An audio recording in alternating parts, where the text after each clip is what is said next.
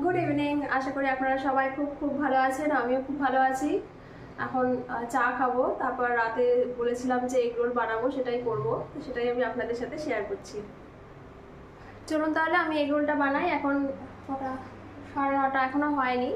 তো আমি এগ রোলের যে চিকেন এগ রোল বানাবো, তো এটার জন্য আমি দুপুরবেলাতেই চিকেনটা, বোনলেস চিকেন নিয়েছি, সেটা ম্যারিনেট করে নিয়েছি। একটুখানি লবণ, হলুদ, হানি, লঙ্কার গুঁড়ো, জিরের গুঁড়ো, ধনের গুঁড়ো আর ginger garlic, readymade ginger garlic paste দিয়ে ম্যারিনেট করেছি ভালো করে। তারপর ফ্রিজে রেখে দিয়েছিলাম। 2টো ডিম নিয়েছি। আর এখানে এগ রোলের জন্য আমি শসা কেটে রেখেছি, আইসবার্গ লেটাসও কেটে রেখেছি। এর মধ্যে আছে পেঁয়াজ কুচি করে কাটা আছে, মানে স্লাইস করে কাটা রয়েছে। রেড বেল পেপার রয়েছে এরকম লম্বা করে স্লাইস করে, আর ইয়েলো বেল পেপার রয়েছে, আমি ক্যাপসিকাম দিচ্ছি না। আর একটা চিজের স্লাইস নিয়েছি। প্রথমে আমি চিকেনগুলোকে একটুখানি ভেজে নেব। যে পেঁয়াজ আর রেড বেল পেপার আর ইয়েলো বেল পেপার আর দুখানা ছোটো ছোটো করে কুচি কুচি করে কাঁচা লঙ্কা কেটে নিয়েছে, এরকম করে সব দিয়ে দিলাম। একটু ভেজে নেবো এগুলো। অল্প একটু লবণ দেবো,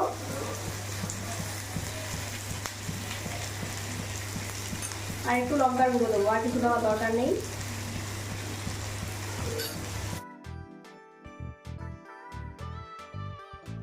এবার আমি অল্প একটু চিজের স্লাইস দেবো, বেশি না, অল্প দেবো জাস্ট।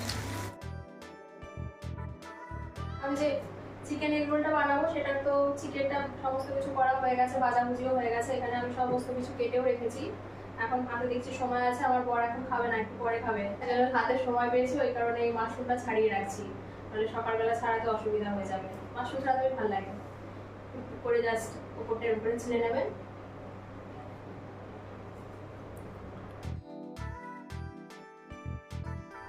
লবণ দিলাম 2টো ডিমের মধ্যে, আর একটু গোলমরিচের গুঁড়ো।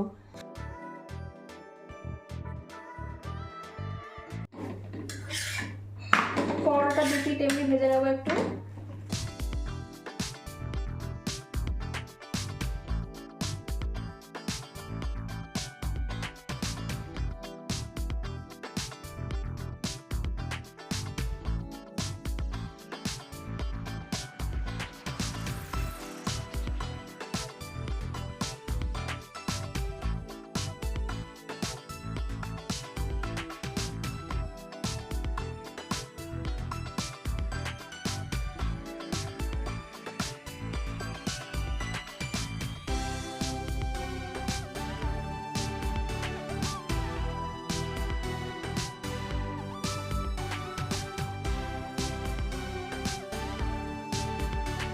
শসা যাবে,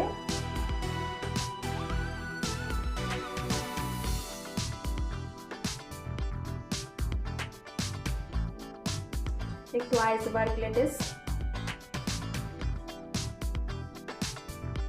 একটু কাঁচা পেঁয়াজ,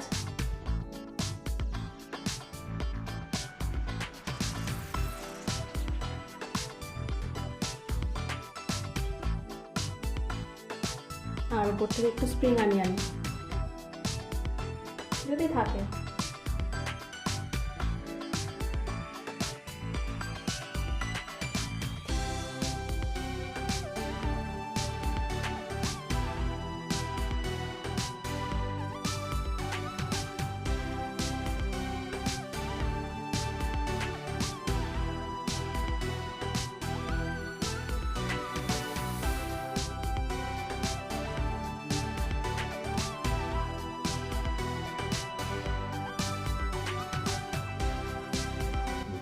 চলুন এবার খাওয়া শুরু করে দিই। আমি ভালো করে রোলটা ঠিক করতে পারিনি, মানে ভেতরের চিকেনের শসা এগুলো বেশি হয়ে গেছে। যেভাবে পেরেছি সেভাবেই, অত এক্সপার্ট না তো।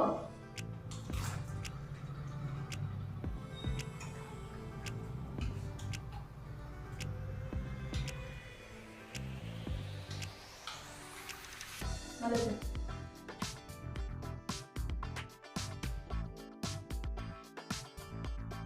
এগ চিকেন রোলটা দারুণ হয়েছিল, বাড়িতে তৈরি করেছিলাম, কিন্তু এত ভালো হয়েছিল।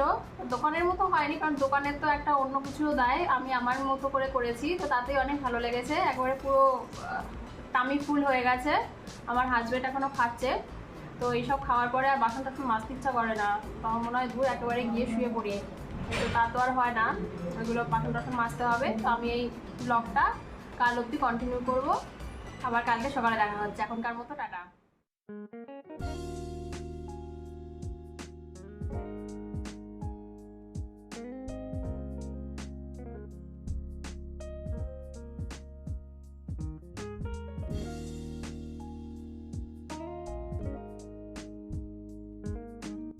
গুড মর্নিং, আশা করি আপনারা সবাই খুব ভালো আছেন, আমিও খুব ভালো আছি। আজকে কালকের রাতের ব্লগটাই আমি এখন কন্টিনিউ করছি। তো আজকে ব্রেকফাস্টে পিনাট বাটার সাথে ব্রেড রয়েছে, আর চা খাবো, আর বিস্কুট তো থাকবেই। তো খাওয়া দাওয়া করে নিই, তারপরে আসছি।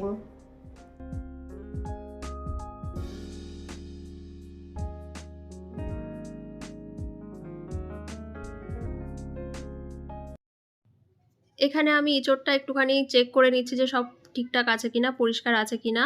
আর যে পিসগুলো দেখি একটু বড় বড়, সেগুলো আমি আমার মন মতো একটুখানি ছোট করে নিই কেটে।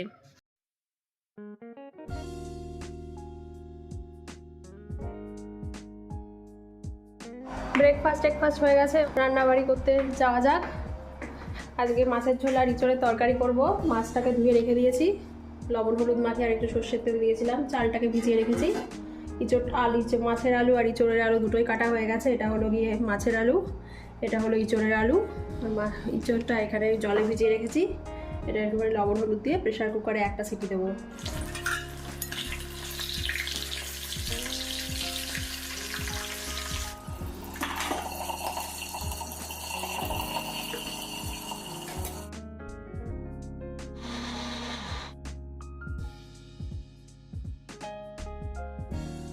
এখানে আমি এঁচড়টাকে একটুখানি ভেজে নেব।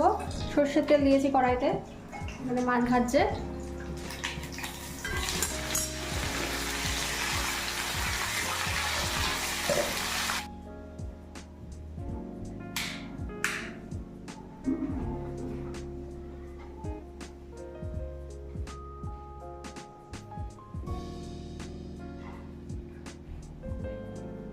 মাছের ঝোল আর ইঁচড়ের তরকারি দুটোই একসাথে হচ্ছে।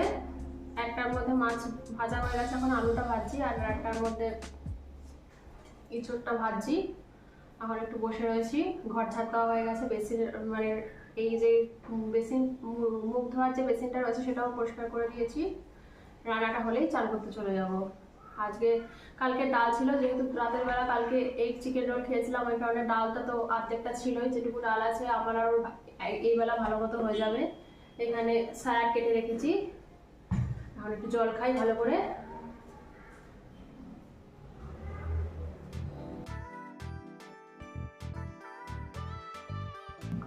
চলুন এবার যাই, আবার একটু রেস্ট নিলাম কাজের ফাঁকে।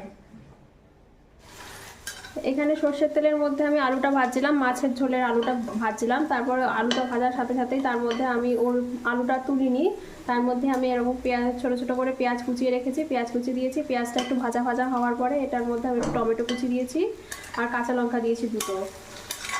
আদা রসুন কিছুই দেবো না এটার মধ্যে। এবার লবণ দেব, হলুদ, কাশ্মীরি লঙ্কার গুঁড়ো, জিরে আর ধনের গুঁড়ো ঢালতে হবে।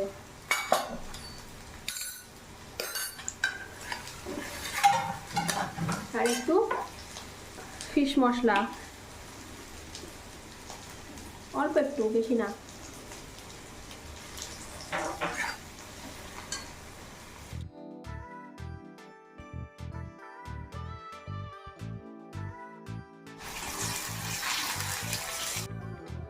মাছের ঝোলটা জল টল দিয়ে মাছগুলো দিয়ে দিয়েছি, একটু ফুটতে থাকুক, ঢাকনা আর দিলাম না। ধনে আর জিরের গুঁড়ো ঢেলে রাখি একবারে, ধনের গুঁড়ো,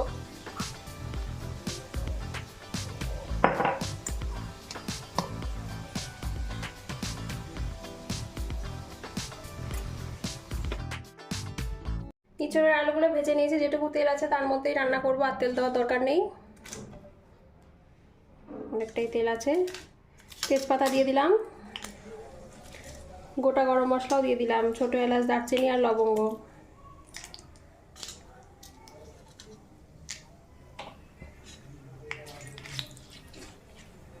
গোটা জিরে দেবো।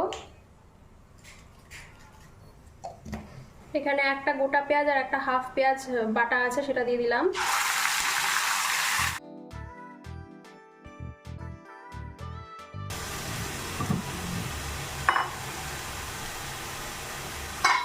মাছের ঝোলটা হয়ে গেছে, মাছের ঝোলটা আবার তুলে নিই পাত্রতে। পেঁয়াজটা একটু ভাজা ভাজা হয়ে গেছে, এবার জিঞ্জার গার্লিক পেস্টটা দিয়ে দেবো।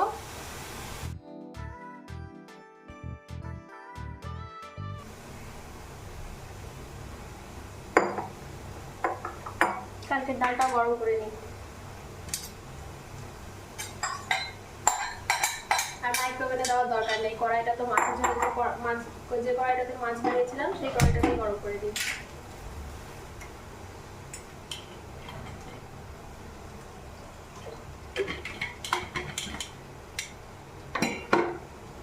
লবণ দেবো ডালটার মধ্যে।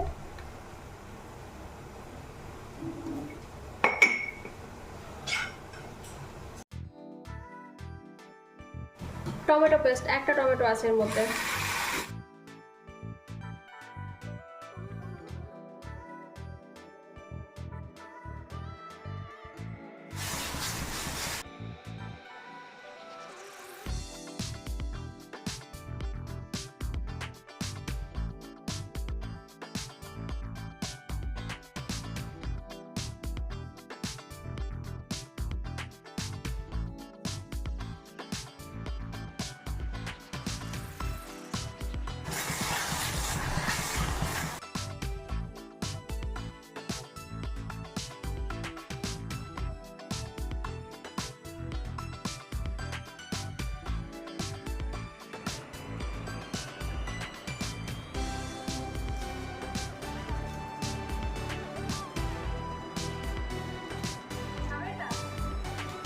না